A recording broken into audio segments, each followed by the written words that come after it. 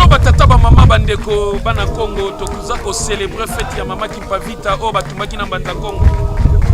Boya ko vivre kingunza na baskilo pe maya bangunze kozanga te bokozwango kuona kolakisa kingunza oyo esambelaki mama Kimpavita mfumu Kimbangu oyo mama mafuta lobelaka bakoya pe na bangunza na biso. Ya solo batata ba mama toza kosenga mpeve ya Congo. Mokolo yango bino banso boya to célébrer fête ya mama Kimpavita kozala dimanche le 2 juillet na ngonga ya 9h30 na bakilongo na biso.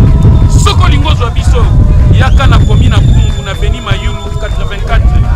Olandi biso na Lutendele na quartier Nyombi Avenue Maseta numéro 10. Olandi biso na Kanluka na quartier 1 na Avenue Musamba numéro 5. Olandi biso lisusu na komi na Kalam na quartier Kimbangu na Avenue Ngirgi numéro 11. Olandi biso lisusu na Njil na quartier 11 Avenue Mbuku 1 numéro 8. Olandi biso lisusu na Kisenzu na Avenue de la Paix numéro 84. Olandi biso su na Limete na quartier Mombele Avenue Kimangunu numéro 53. Olandi biso susu na Makala na Avenue Kodia numéro 68. Pe olandi biso susu na Selembao na quartier Kitokimoti Avenue Kikimbi numéro 36 okita na Red Depot. Olandi biso lisusu na Mongafula na Mitendi Avenue Matata numéro 11. Pe olandi biso na Congo Central na Mbanza Ngungu Avenue Bangala numéro 25. Paul landi biso na Kisantu Avenue Bambata numéro 31. Toko sangana na 9h30 kwa koya kola Kingunza mama Kimpavita tumba maki nguya na bino sala pe bokasi na bino monana bokende na Angola bokende na Congo Kinshasa Congo Brazzaville pe Afrique mobimba ingeta mukumba tata Kimbangu ye mama Kimpavita.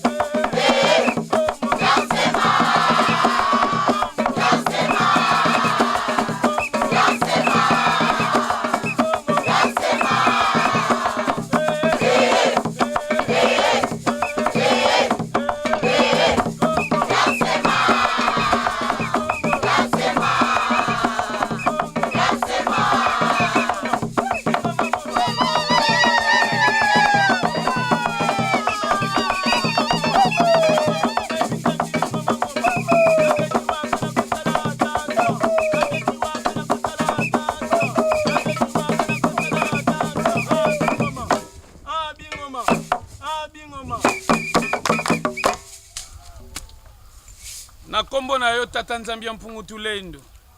Na kombo ya Yesu Kristu. Na kombo ya mfumu kimbangu. Pe na kombo ya bangunza nyonso. Tata tosangani awa poto sepela tokumisa motinda mi otindaki na mbanza Kongo tobelelaki mama Kimpavita.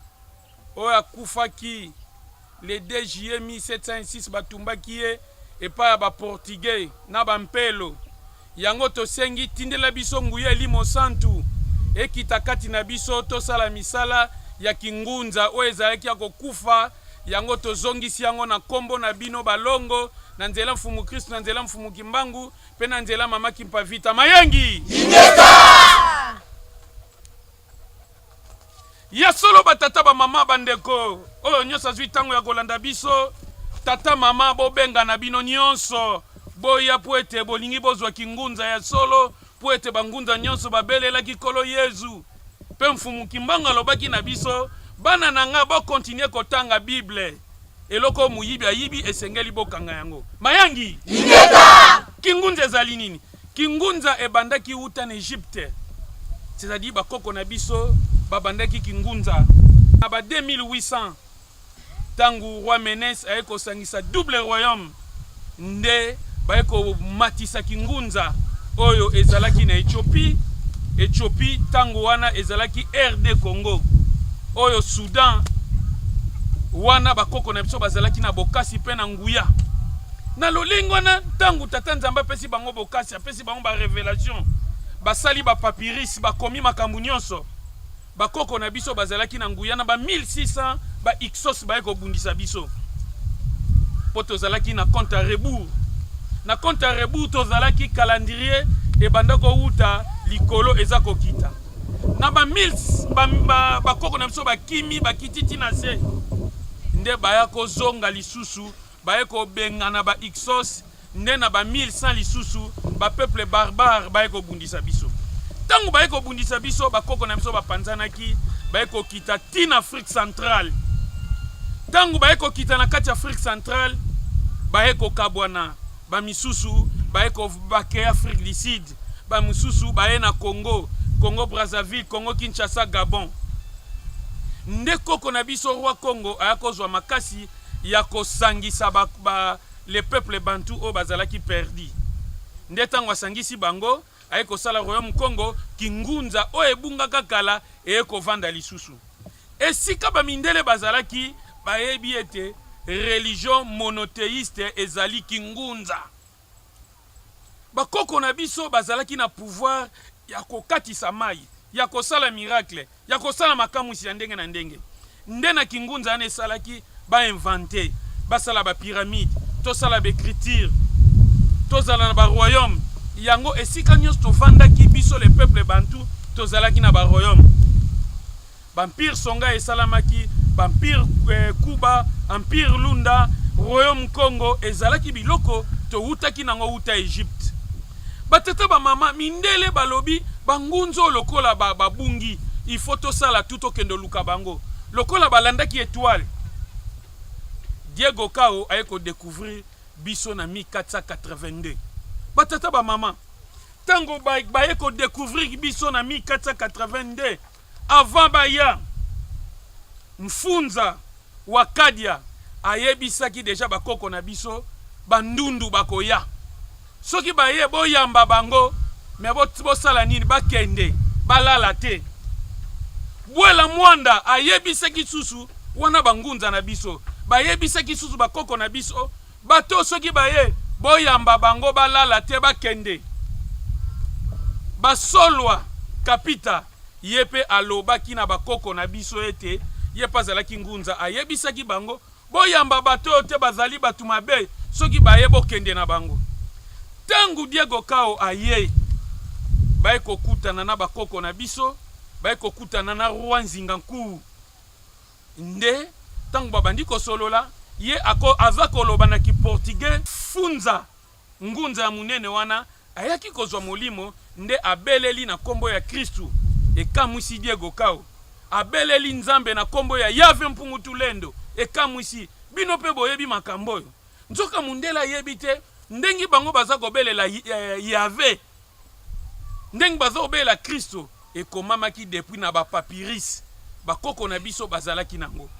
Nde na lolenge wana tangu bango baye kovandisa siko christianisme occidental oyo babaloli oyo bazwaki na papyrus bazwi bamikanda na biso babaloli yango kokosa biso na makambo elongo bani te. Tangu kokosa biso nde toye kokota na pasi. Roi aye kozwa baptême baniokoli biso, roi aye kondima bonzambe ya peuple ya mindele. Nde ba mindele na lolengo wana ndenge bavandelaki balobi nini bato lokwa bandimi biso basambelaka nzambe tokokosa bango kaka ke na kombo kaka ya Kristu oyo pe toyoka epai na bango. Mais na lolenge wana tango baye kokosa biso nde ba missionnaire baki na 1485 baye kokosa biso, roi na biso aye kozwa baptême na 1491 tango azwi yango nde christianisme occidental eye kovanda. Mutu mwindu mutu ayebi akosa yo te. Bakoko na biso ezala Bible, ezala Coran, ezala livre Gabajiga, ezala Torah, ezaba livre ya biso ba yindo. Israël wana ezala te, etikala koexiste te, basali on a 48. Naza si bolandi biso na bemission. Nde na lolenge wana bakoko na biso tangu ba mindele baye kovanda rwanzinga kuva zwi baptême na suka baye babomie bachenzinga mvemba nde babandi koteka biso déportation komi kosala. Babandi koteka bakoko na biso. Tobandi kokende ba Portugal, tobandi kokende ba Brésil, babandi konyokola biso.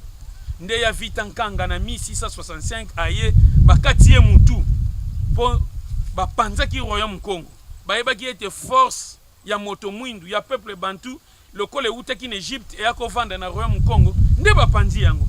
Tango bapanzi yango tata nzambe asepelaki te atindi ya vitankanga bazwi bakati ye mutu. Tango bakati ye mutu nde toye kovanda après ye mama mafuta akozwa révélation parce que période ya mama mafuta ezalaki roi Pedro 4 mutabanda ko diriger. Nde mama mafuta aye kozwa révélation ya batumi bale ya mama Kimpavita na mfumu Kimbangu. Bapesi ye balobi na ye sangisa royaume Congo ezonga ndenge ezalaki. Tolobi ete bozongisa royaume Congo bondima nzambe ya mindele te. Nzambe ya mindele eza ya bondoki. Mfumu Kimbangu kutu asilikaki. Mama mafuta tango ayokaki bongo na ndoto na vision amonaki nde akolamuka ayebisi peuple Congo. Batata ba mama nakutani na mama Kimpavita na mfumu Kimbangu. Balobi na biso to sambela nzambe ya bakatoliki te. Ezali nzambe ya mabe baye kokosa biso bazoteka bakoko na biso tozongisa bonzambe na biso ezonga na nzela. Mama Kimpavita abandaki kopanza sango ya nani ya mama Kimpavita na sango ya mfumu Kimbangu po babimela kiye. Mama mafuta role na ye yango wana abandaki kopanza sango ya mama Kimpavita na mfumu Kimbangu. Na lolenge wana siko tata mama mindele bamonaki mama oyo akoya kobebisa makambu na biso nde bazwi mama wana batumbiye. Nde na 1700 na 1684 mama Kimpavita botami. Tango mama Kimpavita botami aye azalaki maladif aye kokokisa 20 ans aye kozongela susu makambu mama mafuta alobaki wana bapanzi royaume Congo. Mama Kimpavita zongisi yango azwi roi Pedro 4 azongisi na royaume atongi temple ya Kingunza ayebisi ye mindele bakomisi kolo Yezu mundele nzoka kolo Yezu azali moyindo alobi bakomisi susu nzambe mundele nzoka nzambe azali moyindo. Soki tolingi tokende liboso esengeli tosambela nzambe o esambelaki bakoko na biso bango na mayele na bango na buzoba na bango bazwi babaloli yango balobi o mama Kimpavita amonaki Marie na mwana na ye Jésus nzoka ezalaki bongo soki mokie batata ba mama mundele atikala komona atali nzaka ya nzambe te. Nzambe ase revelaki na biso bayindo le peuple bantu ozala mungala ozala muluba ozala muswahili ozala gabonais ozala camerounais ozala mukongo ozala mutetela ozala musonge musondi yeba ete ozali peuple bantu biso nyos tozali bandeko. C'est-à-dire tata mama yango moni culture ya kozala ba coutumier ya kozala na royaume ya kozala ba empereur et uta Egypte o ba koko na biso ba bandaki nango lokola siko to bungisi pouvoir esengeli to senga na nzambe ya moto moyindo ndenge Pape Jean-Paul II alobaki ete nzambe azali moto moyindo Yesu Kristo pa azali moto moyindo ayebisi biso to luka bokoko na biso bokoko na biso yango eza très nécessaire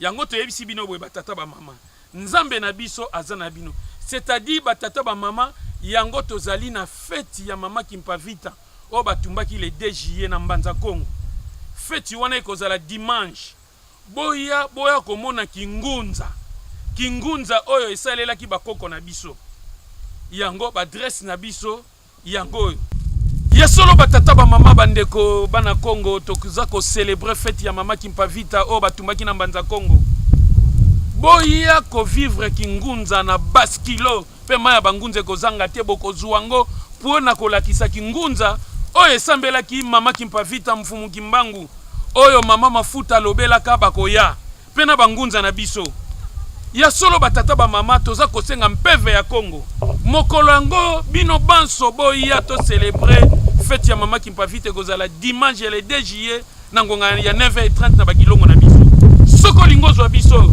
yaka na komi na Bumbu na Avenue Mayulu 84 Olandi biso na Lutendele na quartier Nyombi Avenue Maseta numéro 10 Olandi biso na Kanluka na quartier 1 na Avenue Musamba numéro 5 Olandi biso lisusu na komi na Kalam na quartier Kimbangu na Avenue Ngirngi numéro 11 Olandi biso lisusu na Njil na quartier 11 Avenue Mbuku 1 numéro 8 Olandi biso lisusu na Kisenzu na Avenue de la Paix numéro 84 Olandi biso su na Limete na quartier Mombele Avenue Kimangunu numéro 53 Olandi biso susu na Makala na Avenue Kodia numéro 68 pe Olandi biso susu na Selembao na quartier Kitokimosi Avenue Kikimbi numéro 36 okita na Red Depot Olandi biso lisusu na Mongafula na Mitendi Avenue Matata numéro 11 pe Olandi biso na Congo Central na Mbanza Ngungu Avenue Bangala numéro 25